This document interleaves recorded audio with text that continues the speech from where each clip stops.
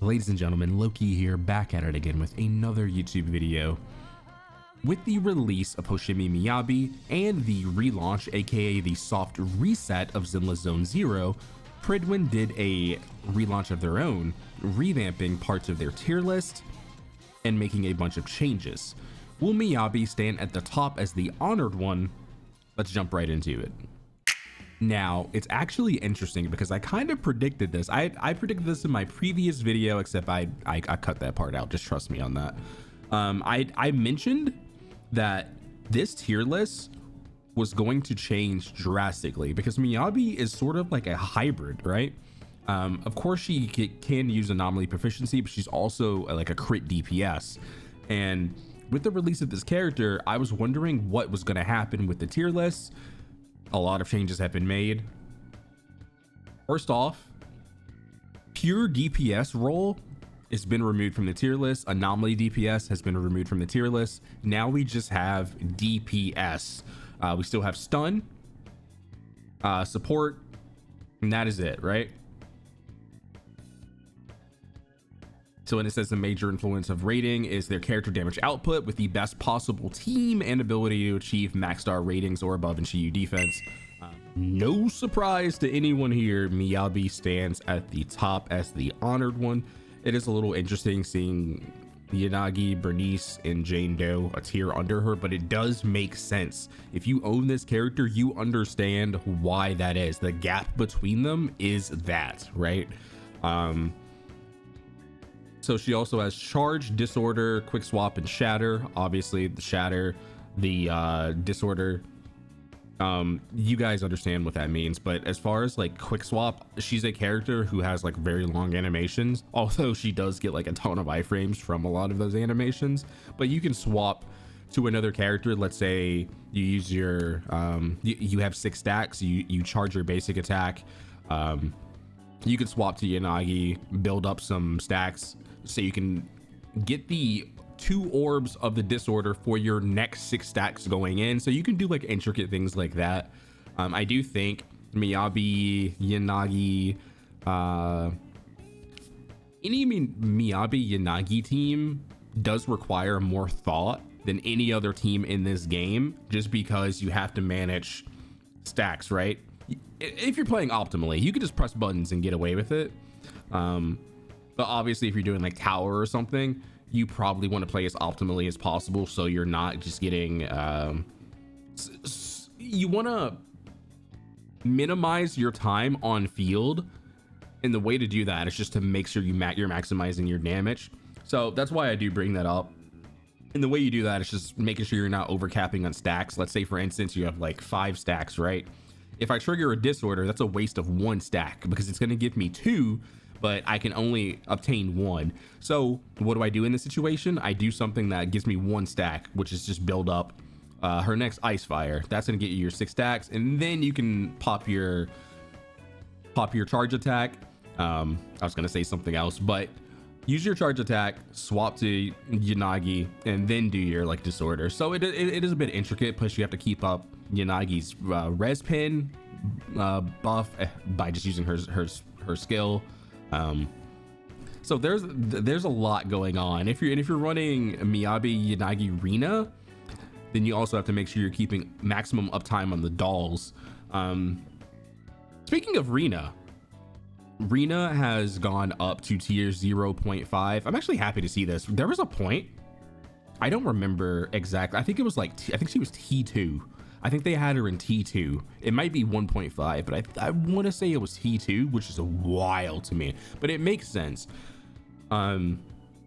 She's been getting a lot more play with the release of Bernice, with the release of Yanagi, and with the release of Miyabi, right? She has a lot of great teams with said characters. Typically with these anomaly characters, you don't need the enemy to be stunned, but Miyabi is a character that can take advantage. Obviously, every character in the game does more damage when the enemy's stunned because you have the stun multiplier to go off of to amplify your damage, right? So 15% ice and fire res reduced from the enemy, which is going to benefit your Miyabi and your Lucy, especially if you have M6 Lucy, which anytime I don't remember, it's anytime something hits, the pigs fall fall from the sky. What is it? When an ally is in the Chiron state, hits an enemy with this EX special attack, which you're always going to be doing on Miyabi, right? Because it's going to build you a lot of stacks, right? So that's going to cause a guard board to rain from the sky. Maybe you want to build your Lucy.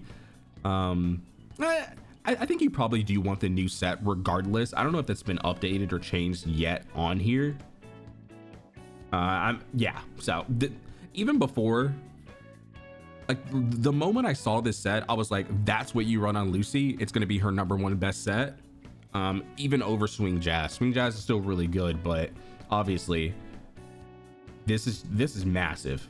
It's massive, especially for a character like Lucy, who's consistently quick assisting.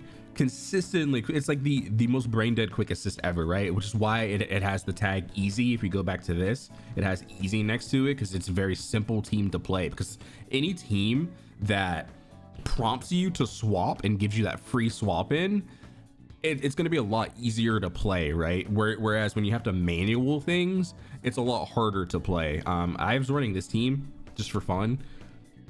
It's a lot to keep track of. Like typically you want Miyabi to proc the disorder herself. If you time that right, you can get 6 stacks instantly and then go right into your charge. It's a lot. It's a lot. It's like ADHD overload for me, man. I swear. I'm kind of all over the place, but as I was saying earlier about Lighter, he functions as this hybrid support / stunner who stuns very fast but can also like buff your team. So I do understand why he's in T0, and he's probably going to stay here for a while because he is kind of an integral part of a lot of teams. Ching Yi, I mean, no one raises the stun multiplier as high as Ching Yi, and then also she just stuns really fast. She also has a team that's a cook. It's an absolute cook, and it involves Miyabi with Harumasa, basically like a dual DPS team with obviously Ching Yi, Harumasa being able to proc her passive because he's an attack character. That can work as well. Obviously Miyabi isn't getting as many buffs, but she can take advantage of the massive stun multiplier that Ching Yi can give her. So that is something that I might try in the future. I don't know when this game's going to start reruns, but I do want to pick up Ching Yi in the future because she is just, I want her for my Zhu Yuan team, which is another character I did want to talk about. Zhu Yuan, we mentioned in the previous tier list that Ellen is not on the same level as Zhu Yuan, and I'm so glad they finally changed this because Zhu Yuan's best team is disgusting. It's not T0 quality, but it's disgustingly good. Because the quality of T0 has gone up with the release of Miyabi, which is what I mean by that.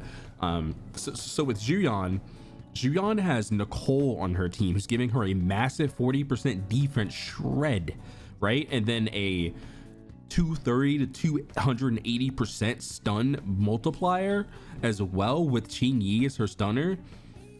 Disgusting. So obviously she's going to perform at a higher level than someone like Ellen, who has a weaker team than her best team is just weaker than Zhu Yuan's best team. That's all. But yeah, Bernice, Yanagi, Jane Doe, yeah, they all deserve to be here.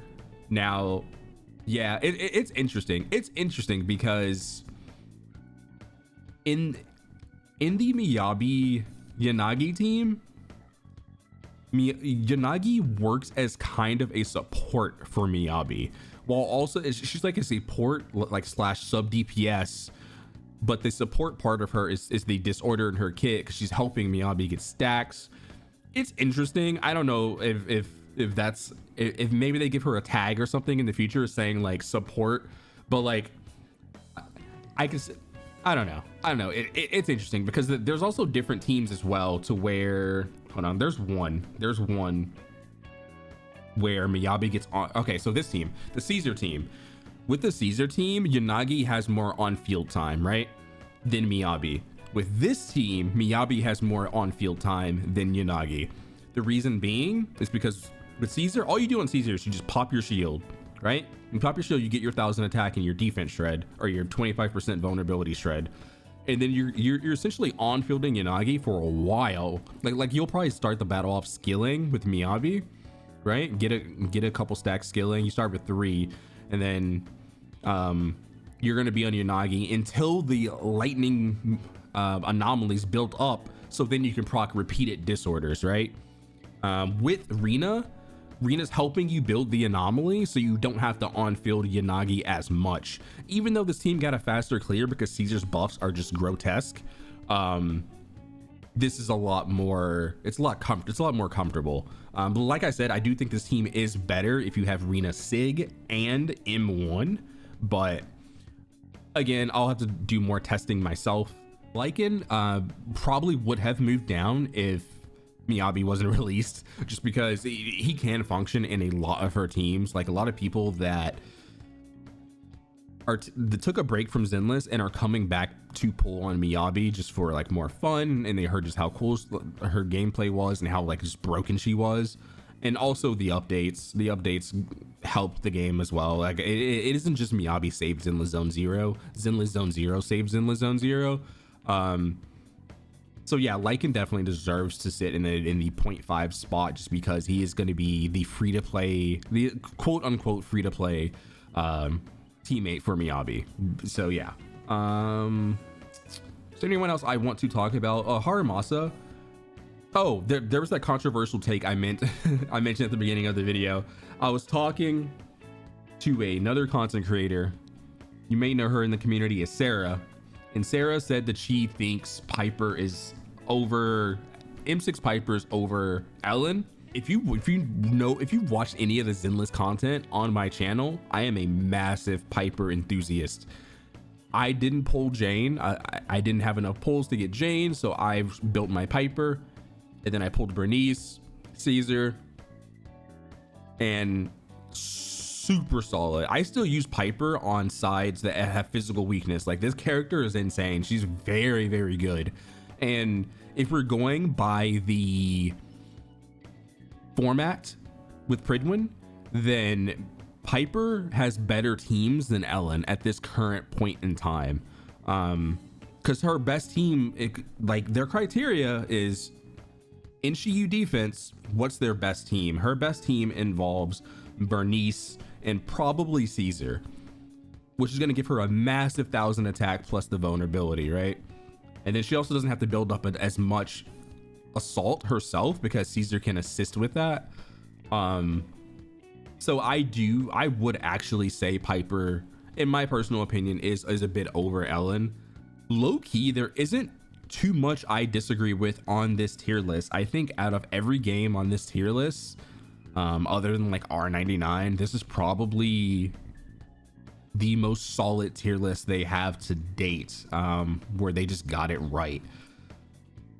But like, the only thing I just am misinformed on would be Haramasa, but as I said, more testing will be coming soon. But anyways, let me know what you guys think down in the comment section below. Do you like the changes of the tier list with the anomaly being removed and the pure DPS role being removed as well? Like, comment, and subscribe, and I will see you guys on the next video. Peace.